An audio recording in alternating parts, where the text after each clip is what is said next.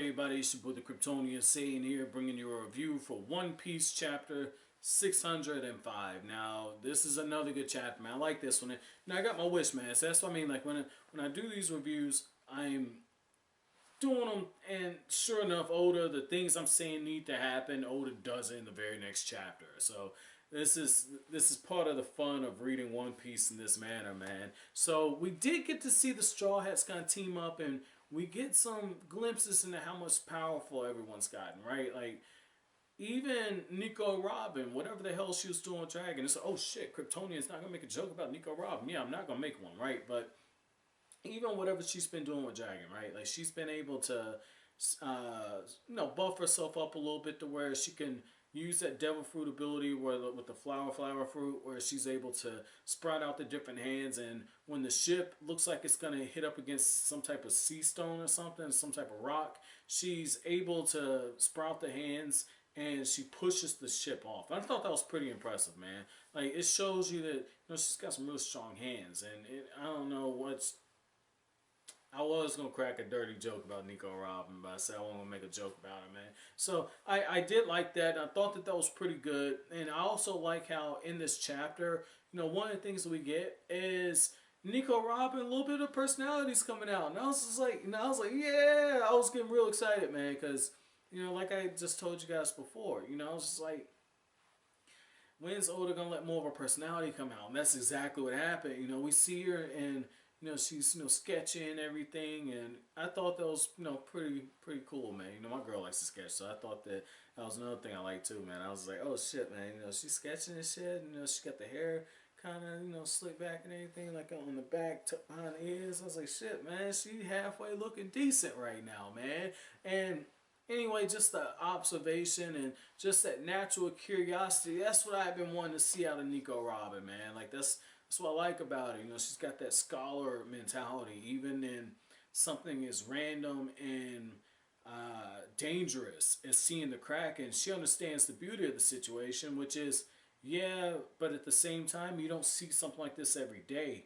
I'm going to sketch it, I'm going to keep a memory of it, and I'm also going to observe it, and I'm going to see where it goes. And that's a history in her, man. Like, I like that, man. I like that. Like, that's what I mean, like, the personality's coming out, and it's just so beautiful when you think about it, man, because this is a character that Luffy basically saved, man. Like, when everything was going on with Crocodile and all that, Luffy pulled her ass out. And she said, well, I didn't ask for it. You better let me on your crew.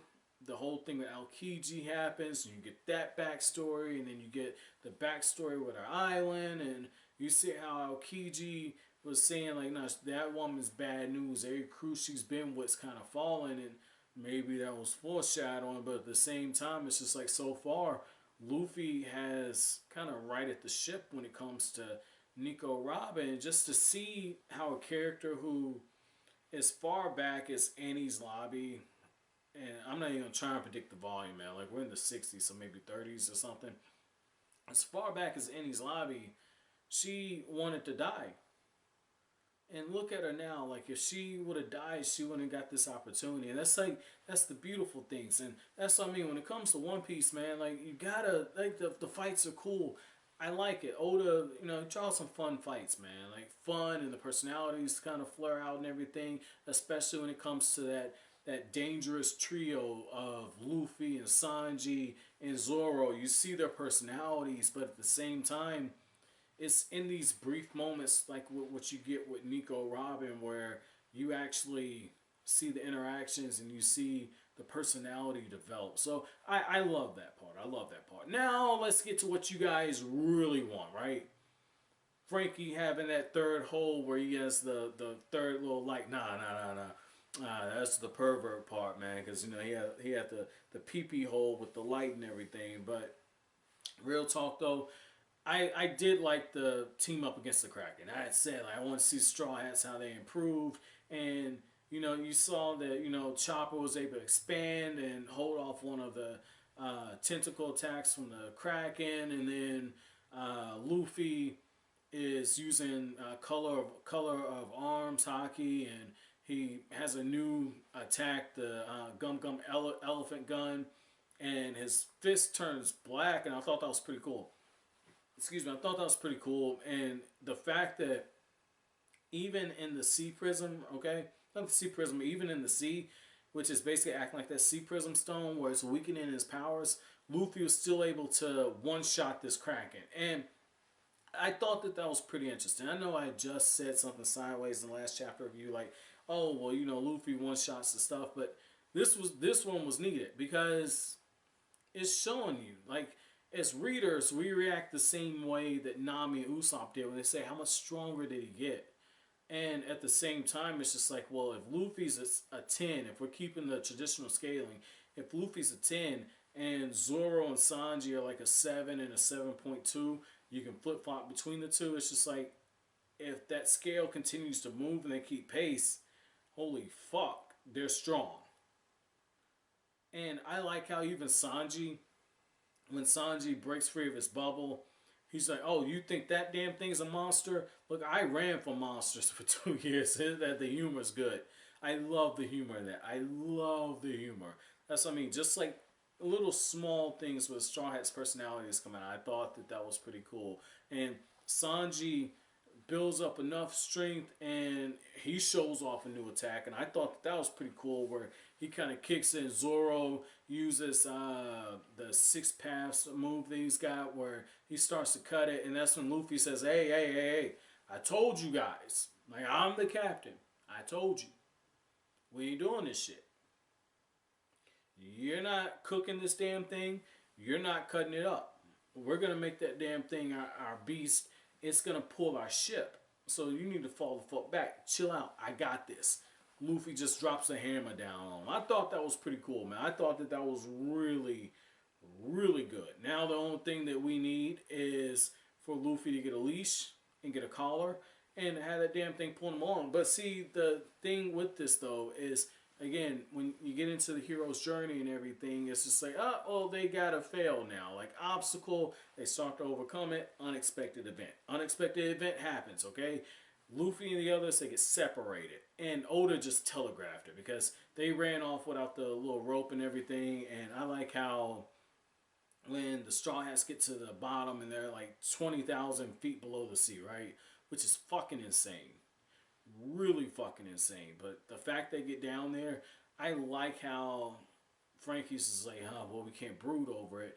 And you got Nico Robin, and this, I mean, part of her personality, it's that dark humor. And, you know, you guys know, like, I got a dark sense of humor. So I really appreciate what Nico Robin did in this chapter. But, you know, when she says, man, I hope they didn't get eaten right now. It's just like, on one hand, you can tell she was just trying to fuck with Usopp. And I like that, okay? I like that because that's some shit that I would have did in that situation. Like, I'm the first person people say, you shouldn't joke in this scenario. And I'm like, oh, fuck it, better out than in. And that's what Nico Robin did. But at the same time, what makes that joke so fucked up is there was some truth in it. They could have gotten eaten. And she's just throwing shit out there. And with what she's been through, and I can relate. I know I'm a broken person. Like, I know it, you know? Like, I know it. I've been through a whole bunch of shit. Just like Nico Robin did. I think that's part of why I crack on her so much. But, you know, what's really interesting is the fact that when you look at that moment and you see how Usopp reacts, and then you see how Nami is low-key freaking out, it just shows you that they've been apart for 2 years and 3 days.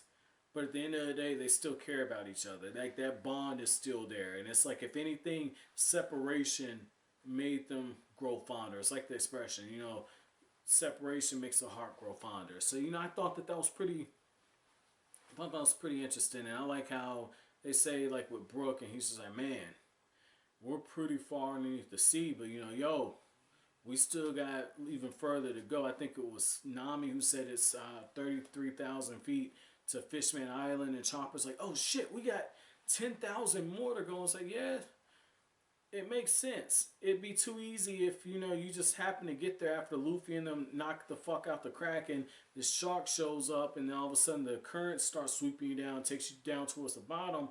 That's a little too early, you know. Like, if from a critical perspective, getting to Fishman Island at this point, if you do it that way, it wouldn't have been a good payoff. So now we're getting a real build up towards this. I like this. I like this a lot. I like this a lot. The only thing that probably could have made this better is when that crew shows up to try and get their captain back. I would have liked to actually see a little bit more from Zoro. Like that it's not dark humor so much as it's a lack of tact, okay? Because Zoro, the reason I say lack of tact is Zoro's looking and he's just like, wow, they look like jellyfish. And it's just an observation he's making. And you know, in his mind, he's probably thinking like they do look like jellyfish. But at the same time, it's like, dude, like that's that dude's crew. He just lost them. Now ain't the time.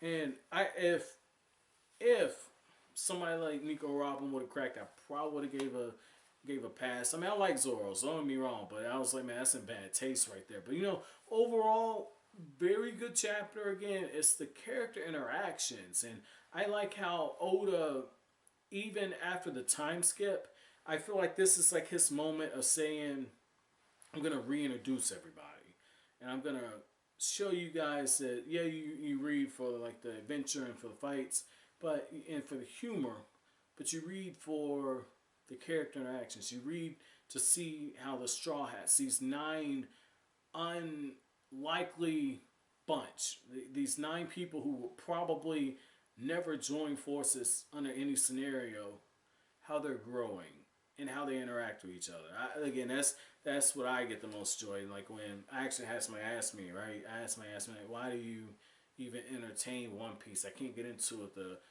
drawings of 2 cartoons, and that's one of the things that turned me off at first. And I was like, pirates, like, fuck out. I don't like this pirate bullshit. I'm not checking this shit out.